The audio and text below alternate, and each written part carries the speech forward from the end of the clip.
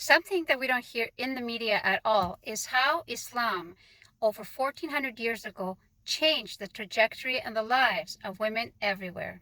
Not only did it give women rights over 1400 years ago, rights that were unheard of at that time, they were unheard of 100 years ago.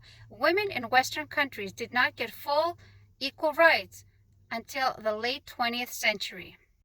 In fact, men were still debating whether women even had souls in philosophy, in Christian, and political circles.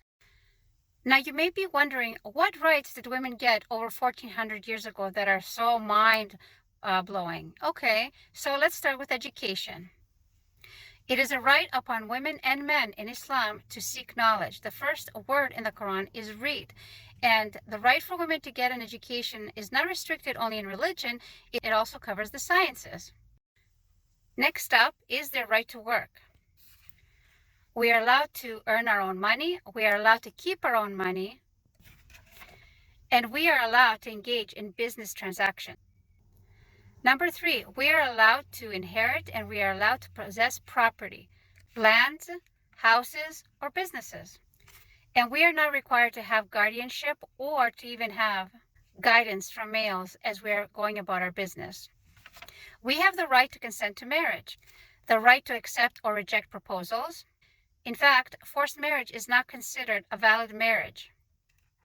And we are allowed the right of divorce and to initiate the divorce. We have the right to financial or other support from our husbands. So the husband is supposed to support his wife, basic support according to his means, whatever that is, which will include for the shelter, the clothing, and food. And that also includes the keeping of children, the maintenance of children. So we are also allowed to have the right to remarry again after divorce or after being widowed. Now, I know in this day and age that might sound silly, but in many parts of the world, being a divorcee or a widow is not something that is appealing to somebody who wants to get married, especially for the first time. However, in Islam, you're not allowed to stigmatize or label women because they're widowed or they've been divorced or even have children on top of that.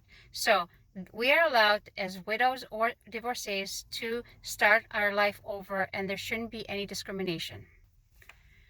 We are allowed to participate in society, unlike the lives of Athenian and Spartan women. And even as far back as 100 years ago, we are allowed to participate in community development, in philanthropy, and even politics.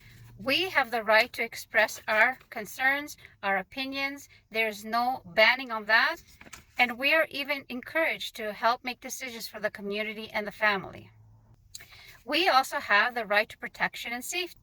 Now, you may hear about awful things happening in other parts of the world, not in the Western world, but yes, in the Western world. However, in Islam, women have the right to security and safety and protection.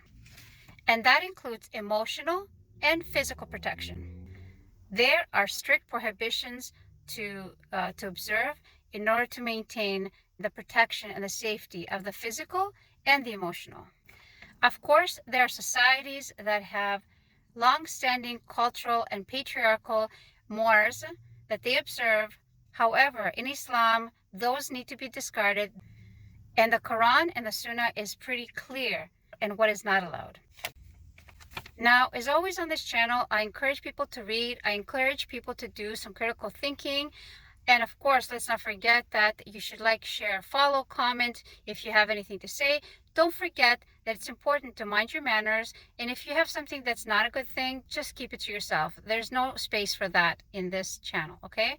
So please do some reading, do some critical thinking, and look up for yourself where Islam compares to the Western societies that have only recently, in comparison, fairly recently, given rights to women and equality status.